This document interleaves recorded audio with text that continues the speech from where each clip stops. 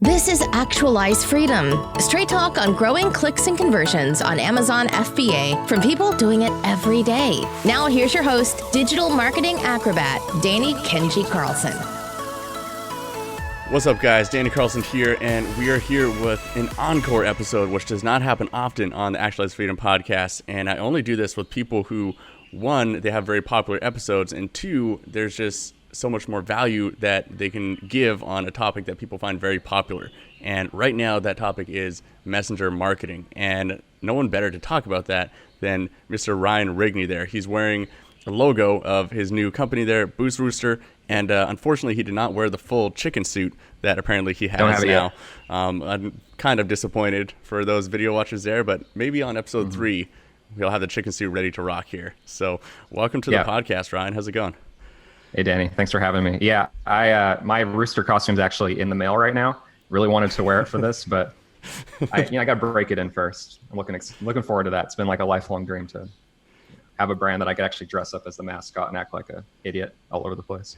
I mean, everyone has their own motivations for entrepreneurship and the grind and the struggle that goes along with starting your own business. And, becoming a rooster, that's a good one.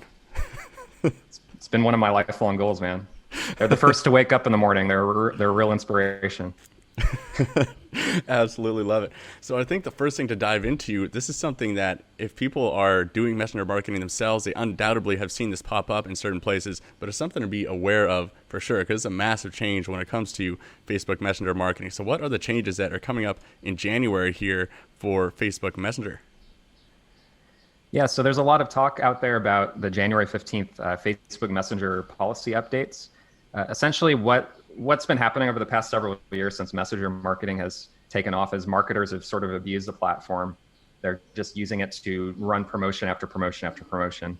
Facebook hasn't really been able to capitalize on that, and they really want to start having more control over the promotional process and also preserve the integrity of their platform as a whole. So what they're doing is they're rolling out these messenger tags. So the purpose of that is to make it so if you absolutely need to reach out to your customer for certain reasons, they'll allow you to tag it and do that.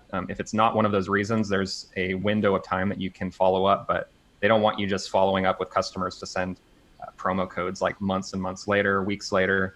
So effective January 15th, they have 3 different category types of tags that you can use to go outside of like the 24-hour follow-up window that they allow you. And like, I can't remember all 3, but the 2 that I really remember are the event update. So for example, if you were using the bot to orchestrate some sort of live event, or you had some sort of thing that was on their calendar and you wanted to follow up and like give them an update, that's kind of the purpose of that one.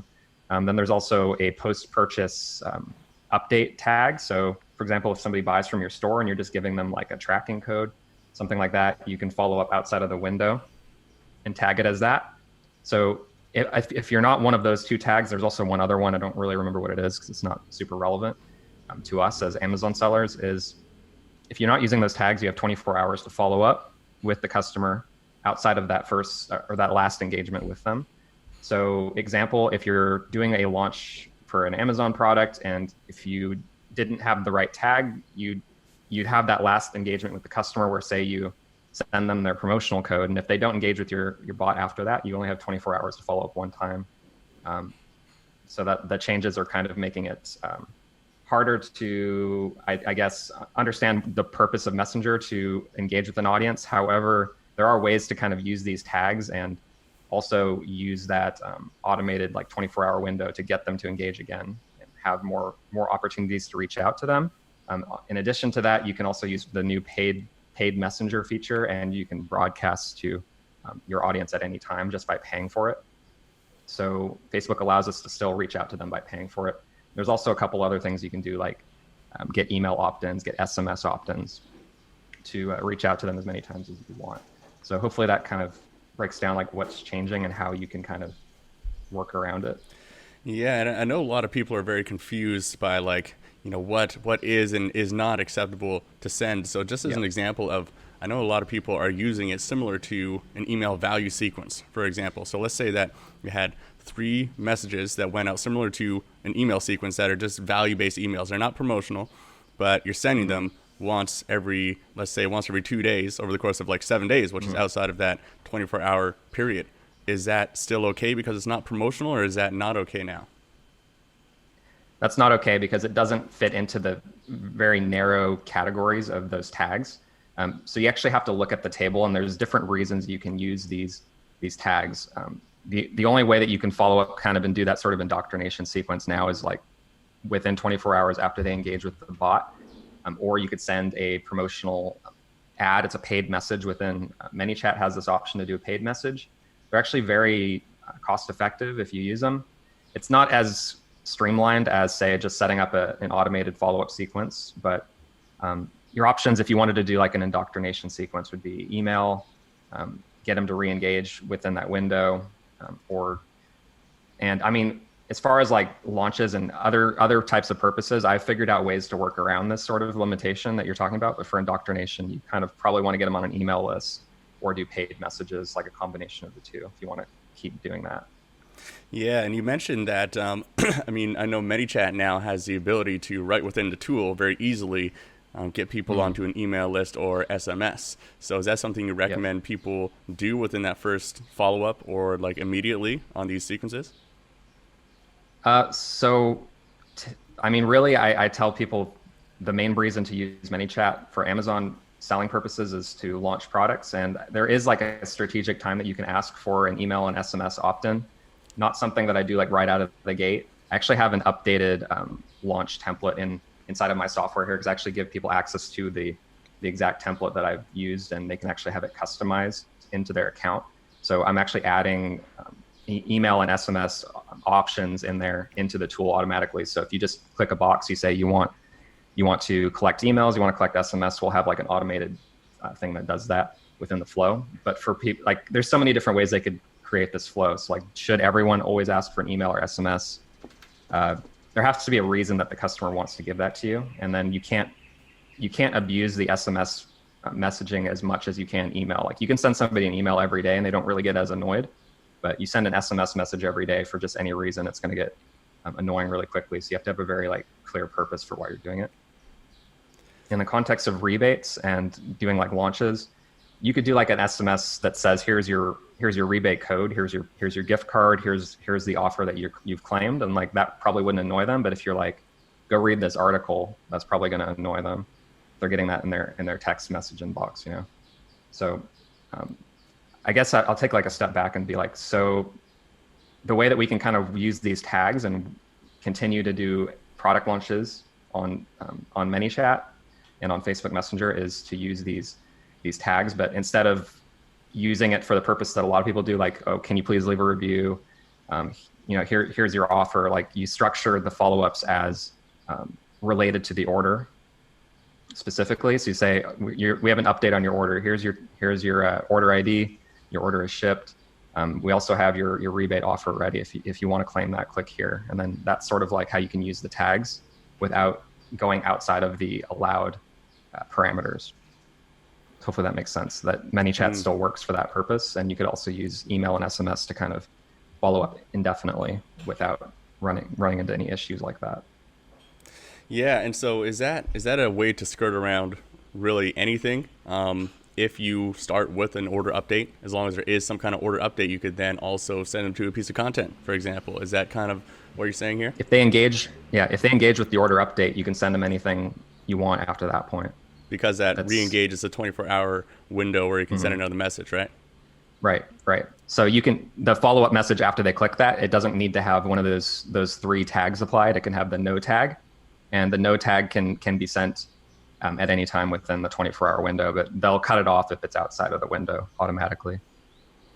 Okay, yeah, that's very interesting. So this does get a little bit complicated, but that definitely brings some clarity to a lot of questions I know I've been getting asked around this. And another thing I really want to get your opinion on is just where messenger marketing in general is going in 2020. The attention on direct messengers has never been bigger, whether that's WhatsApp or Facebook Messenger or Instagram DMs, even LinkedIn DMs is starting to have a lot of attention on it. And in my opinion, I think it's still day one as far as using messengers for marketing. It's kind of like email was before email got totally blasted to spam, right? Right. Right. And some of the precautions they're rolling out in January, that definitely helps prevent that from happening, rolling out into spam, because it's already kind of done that to some extent with a lot of pages, right, that have been abusing like promo after promo after promo. So totally. Yeah. And so it's a very interesting space right now that there still is a lot of opportunity there, but it has to be done in the right way so that you're not going to get caught in spam, right? I just want to get your opinion on where do you see messenger marketing going in general, not even specifically just as far as Facebook, but could be encompassing all of those other platforms I mentioned too. Yeah.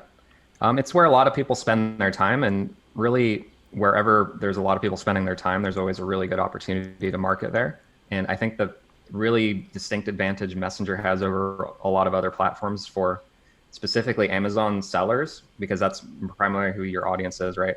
Is having that access to their attention, and also the real-time communication between your brand and the customer, so that you can get them to take specific actions when you need them to, which is like really, really beneficial for us selling on Amazon, who, we want people to go to Amazon, search different keywords, buy our product in a certain way, take these elaborate steps, and getting them to follow like a list of instructions on email is not very easy. But when you have like, do step one and then click when you're done, and then they do that, they do step two, they click when they're done, it's like very sequential. It's easier to get them to do what you want. Really gives us a lot of advantages on Amazon. And I don't think that like the messenger format's going anywhere. I think it's just going to get more complicated. There's going to be a lot more channels we can utilize. So ManyChat themselves, they're actually starting to roll out, I believe, SMS opt-in. So you've probably seen a lot of these like infomercials where they say text 2223 to this number and we'll send you a free bottle of Nugenix or something, like, some testosterone supplement. They have all these offers everywhere. But ManyChat is sort of getting that functionality as well, so that they'll have the ability so your customers can text a number.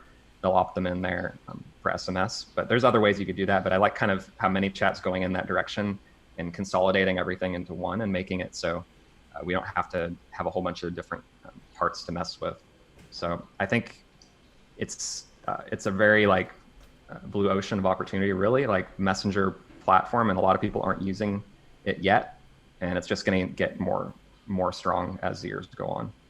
If you just look at Asia, even Asia's like huge in messenger. Oh, absolutely. And I think part of it too is the power of it is that there's just so much attention there right now, and there's not a whole lot of tools similar to ManyChat for a lot of these other platforms like WhatsApp. I've noticed a lot of people here in Bali who are, let's say, event organizers and movement practitioners or something. They're not actually using email lists. They're just using messenger group chats. So they'll create messenger group chats where only the admins can post. So it's not like everyone's posting in there. They're just sending event updates to everyone in Messenger because they just realize that there's way more attention there, and one person on Messenger is way more valuable than one email, because everyone is the second they get that message, they see it and they look at it. And personally, I would say conservatively, I spend 2 hours every single day between all of my messaging platforms as on a conservative day, right? Yeah, whether exactly. it's Instagram DMs or Facebook or WhatsApp or whatever. So it's going to be very interesting. That's pretty normal. That's pretty normal too. So I definitely think Messenger right now, Facebook's still a great place to get that initial like the value of a Facebook Messenger opt-in is still very high, and using that channel to also collect emails and SMS, so that if anything ever happens to your Messenger audience, you have another way to reach out to them.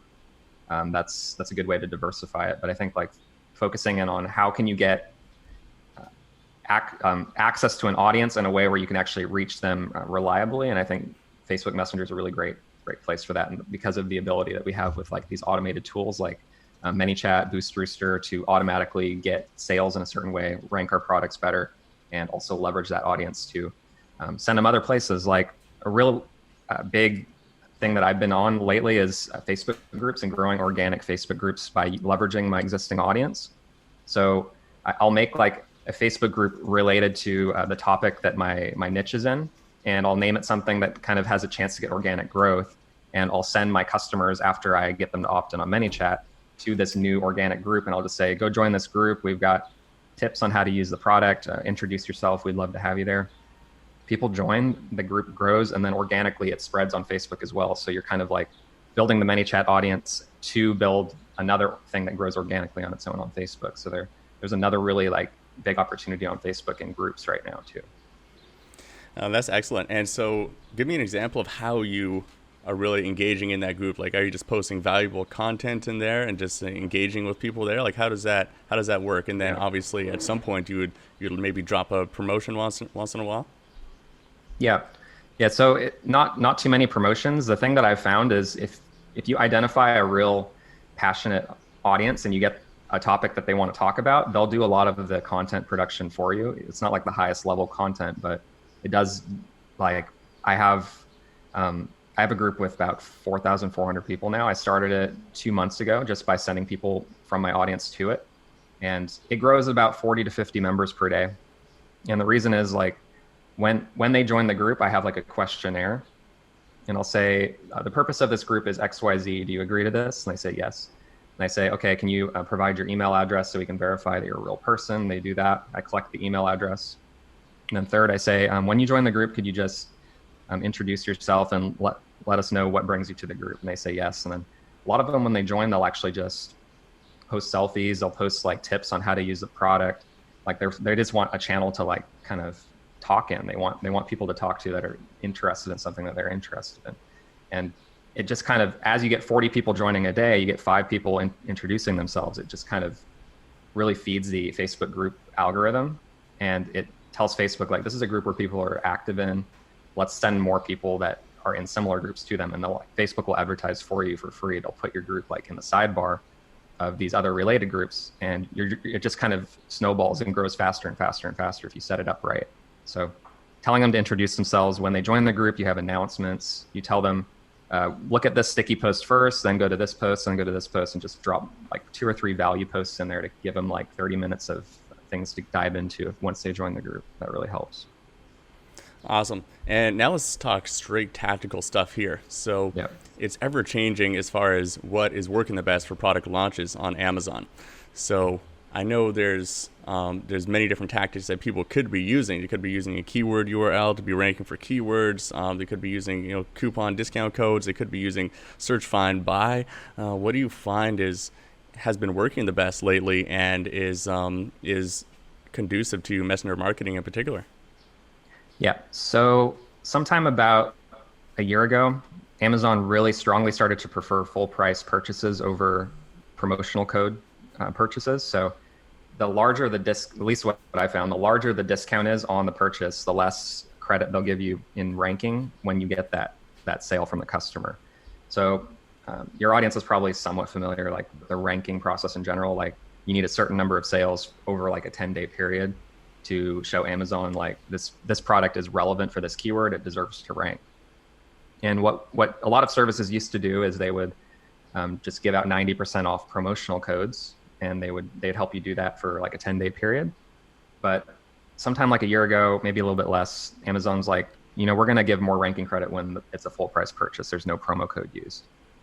So then people started doing rebates, which is kind of what BoostRooster will help you do. It helps you give out full price purchases to customers in a very like diverse buyer pool.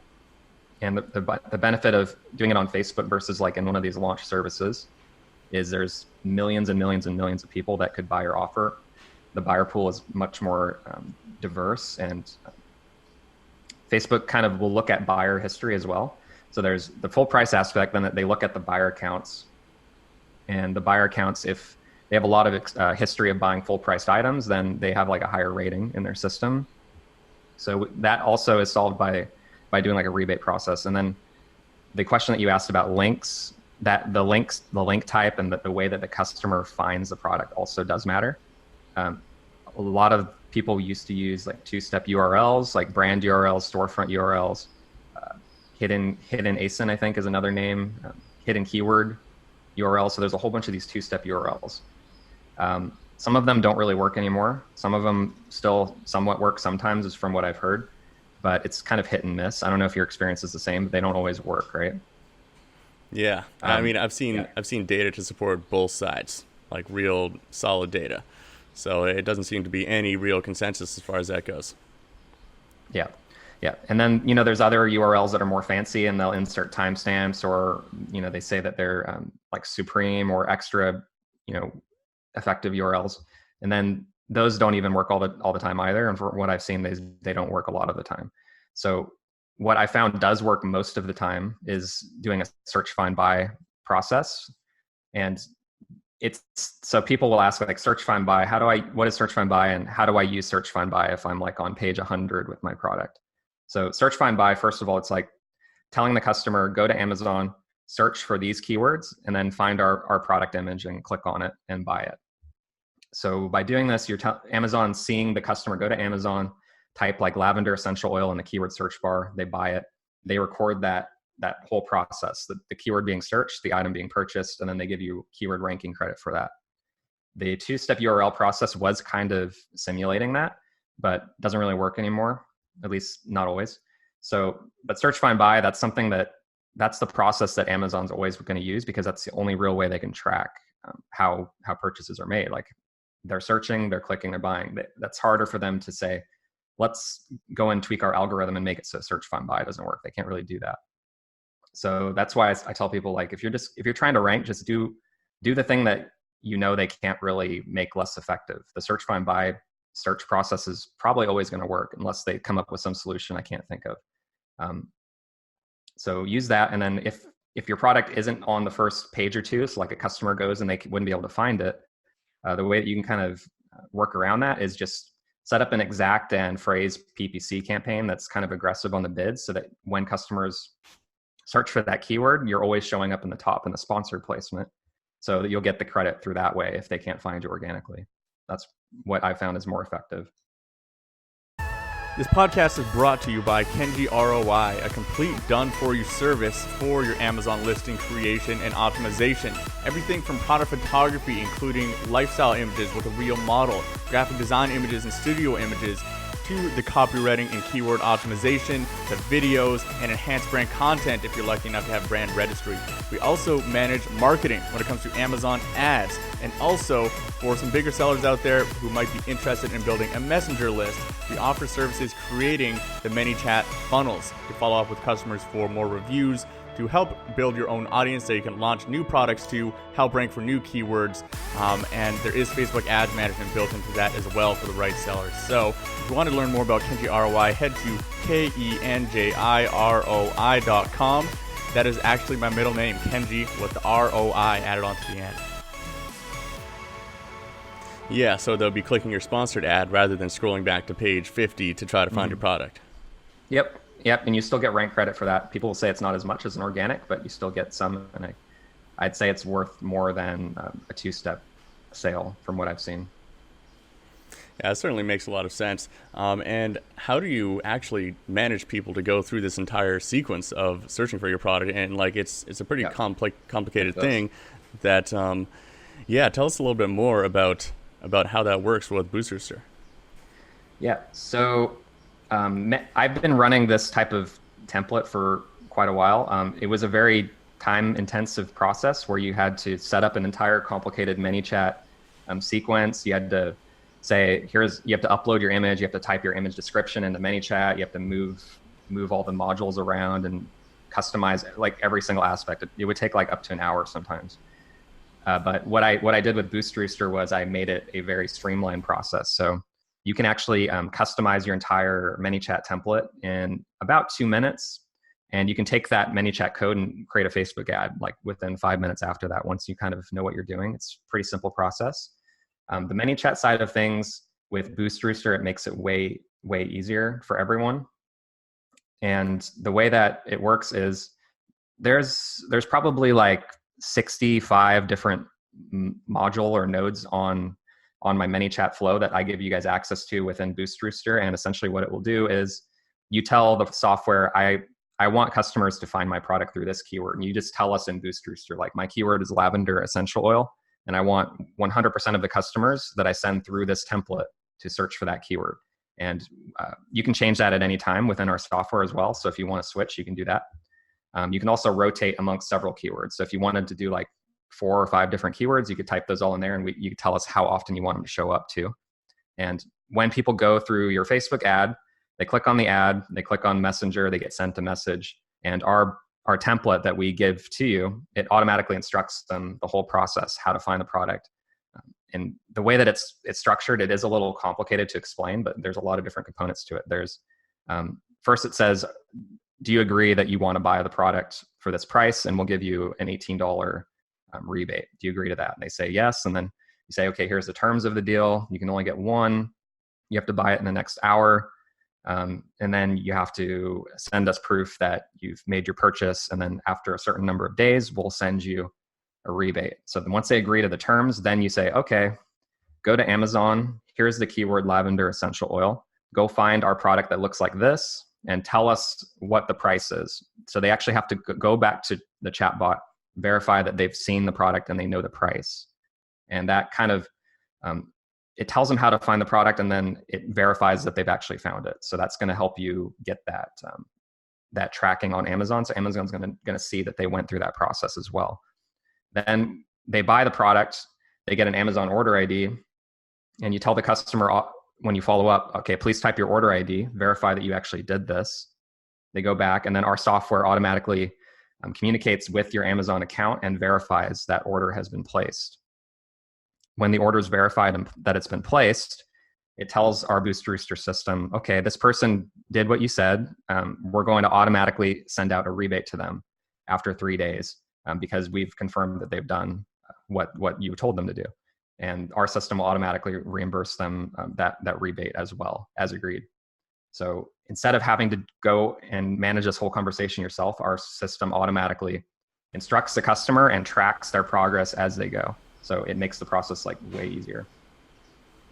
That's very interesting, because otherwise you'd have to manually have someone go in and verify order IDs and do rebates and everything like that. It can be kind of a messy process, right? And BoostRooster does this automatically. Someone will send an order ID and it'll verify this within from the Amazon API. Is that correct?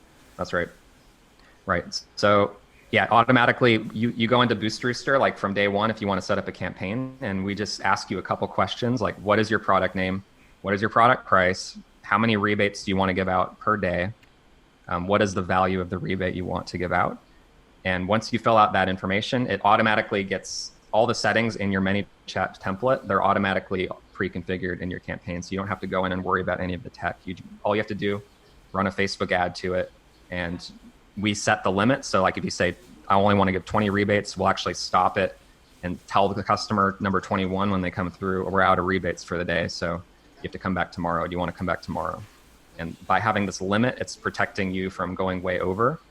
And it's also, if they're not over the limit and they actually go through, it's going to help you kind of orchestrate the whole process. Yeah, like you said, verify for you, tell them what to do. And there's even a way to follow up and get reviews automatically too. So it handles that for you as well. Even post January 15th, we still have a workaround to do that. And does BoostRooster integrate with ManyChat and Facebook ads, or is it so it uses ManyChat to actually create the flows and integrates with the Facebook ads there, or exactly how does that work? Yeah, so it integrates with ManyChat through webhooks. It's kind of probably not something that everybody wants to talk about, but essentially our BoostRooster system communicates with ManyChat through webhooks, and you just use this thing that's called a campaign key. That's what we call it, and that makes it so you can run a whole bunch of campaigns at once. And the campaign that you install in ManyChat communicates with the specific campaign on BoostRooster. All the details that you populate in there are stored. We don't have a direct integration with Facebook, but the Facebook communication happens through a JSON code, which is a ManyChat code. So essentially the ad in Messenger communicates with ManyChat through that. And one of the advantages of our platform versus some others that are recently popping up, we integrate with ManyChat. And I think that's the right choice because ManyChat gives you a lot of flexibility and options on how to communicate with your customer. I think if you really value having that audience and being able to send paid messages to them, because ManyChat is the market leader for messenger marketing. And I think if you're going to invest in building your messenger audience, you want to invest in building that audience on ManyChat. I think I'm really really, I'd say, like, optimistic about ManyChat's prospects as a platform. Yeah, that was a concern I had too with some of the other tools out there. It's just less features than ManyChat, and like a user interface that was a little bit buggy and stuff like that. Yes. They had some other interesting features, some of the other ones I looked at, but I just, at the end of the day, ManyChat is the one I trust. Like you say, like for email too, like Active Campaign is just such a level above a lot of the other softwares out there that even though the other softwares, they're cheaper, they have some other fancier features, at the end of the day, they have a buggy user interface or something, and they're just like, they're missing like the real key features that it needs. So I definitely agree with you there. And is Search Find Buy the main thing that BoostRooster can help with, or are there other strategies that are good for setting up? Yeah, so Search Find Buy is the way that I find most effective. So we have a Search Find Buy keyword rotator in there. You can weight the keywords that you want for Search Find Buy really easily. However, a lot of people like using links too. So we do have a link option as well. If you plug in your link, our template will automatically, instead of doing Search Find Buy, it will send the link, and the instructions slightly change if you do that. So the really cool thing about BoostRooster is we're adding options. So all you have to do is hit a toggle switch, and you can change the way that the flow is automatically sent to the customer. So one thing that we're adding now is the email and SMS toggle switches. So when that's added, you can say, do you want to collect email? Do you want to collect SMS? If so, you can click this button and the flow will automatically update. You don't have to go into ManyChat and change a bunch of stuff. We take care of kind of like all the really thought intensive things and hard decisions for you, but all you have to do is flip a switch and it updates for you. And how many units on average do you recommend people are giving away for Search Find Buy? Is it less units than a typical product launch, or is there a specific formula you recommend that people calculate? Mm-hmm. Yeah, so I the formula I do is the CPR helium 10 number, and I take that out to 10 days. So if the CPR number says 100, I'll interpret that as that's the 10-day number.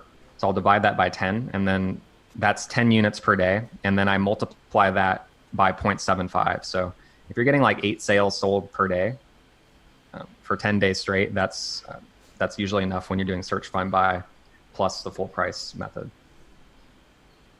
Does that make sense? Okay, so yeah, for those not familiar, that is you can find that number on Helium 10 Cerebro, correct? Helium 10 Cerebro, right? CPR number. And basically they just calculate that based on a bunch of different criteria, like what is the search volume for the keyword. I think that's the main thing really that they look at, the search volume for the keyword, and then they give you different CPR numbers based on what that is. Excellent. And is this something that people, if they're not technical, is this something that people can set up themselves, or is this something that they would need to hire a developer for? Like how intensive is this to go through the whole process of setting up the Facebook ad and getting the flows all sorted out and everything so you can actually do one of these launches? It's actually not that difficult. I have a couple hundred people that I just actually took on as new users for BoostRooster, and a lot of them have never done this before. They figured it out within a couple hours. I think the whole entire process made a lot of sense to them. They had their campaigns up within an hour, even people that had no experience with Facebook, no experience with ManyChat. For people that have already installed ManyChat and Facebook and they have like some familiarity, this is way easier than any process they've ever seen before. There's no Zapier, there's no Google Sheets, there's no manual processes that we used to have to do.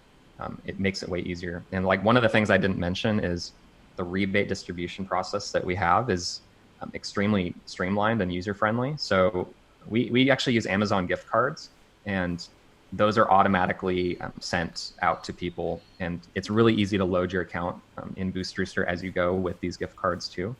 So I think that process alone makes it way more easier than what a lot of people have been doing previously. However, we're also adding a PayPal option if people want to do rebates with PayPal, because I know that's what some people prefer.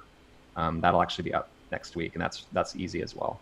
So I guess in sum, what you're asking, is this something that someone can set up? To be perfectly frank, I've seen senior citizens figure it out. People with no tech experience figured it out. It's not that hard. We've made it easier. To be perfectly frank, senior citizens, as if that's like a bad word or something. People that were already full adults by the time the internet came out. They figured it out. That's what I mean. So American, always so PC, politically correct, everything. You can't say anything in America without being a bigot or something. Right. I don't know. And so you mentioned something really interesting, which was using rebates with Amazon gift cards or PayPal. And I know some people are concerned with the trackability of if everyone is, all these Amazon accounts are getting reimbursed with an Amazon gift card that also purchased this product. Are you concerned about that being a potential, red flag to the Amazon algorithm or something like that? We get asked that a lot, obviously. I'm not personally concerned because there's no evidence of that ever occurring, and also there's no evidence of this being something that they're not okay with. There are platforms out there like Rebate Key that have hundreds and hundreds of rebates on there at any given time, and no account's getting any penalty. Even though, Amazon would know about that platform by now, I'm sure. So I guess if there's not a clear guideline that says you can't do it, and nobody's ever been penalized for it, that's not something I'm concerned about. Yeah, and maybe explain a bit of the rationale behind that too, because I know personally my rationale behind it. I could easily explain why Amazon could actually see that as a potentially good thing instead of something bad, like a lot of the other product promotion strategies. Yeah, so the whole way that the Amazon terms operate, they kind of leave things incredibly ambiguous on purpose so that they can decide whatever they want is not okay at a later date. But to be paranoid of every single possible action, it's not very conducive to doing well on Amazon. So, one argument a lot of new sellers will say is, like, there's a term in the TOS that says something about not intentionally trying to manipulate the search ranks or something like that. It's like trying to spike the algorithm so that you get more rankings or more sales. Like, there's some term in there that's very ambiguous. Like, I don't know the exact words, but it's kind of like, if you read that to bring in every possible trigger, like you could read that to say, like, you can't run PPC ads because PPC ads inflate sales rank. And the way that they word it, it's like, what are we supposed to interpret that to mean? We can't drive traffic from outside of Amazon. A lot of people will say that even driving traffic from outside of Amazon is against TOS, which is clearly not correct. So I guess what I'm trying to say, what was your question? Maybe I completely got sidelined there. What happened? No, I think you're pretty on it. It's just your rationale for why this could actually be a good thing to Amazon in Amazon's eyes, instead of something that would be, manipulation or like something bad for Amazon. Right.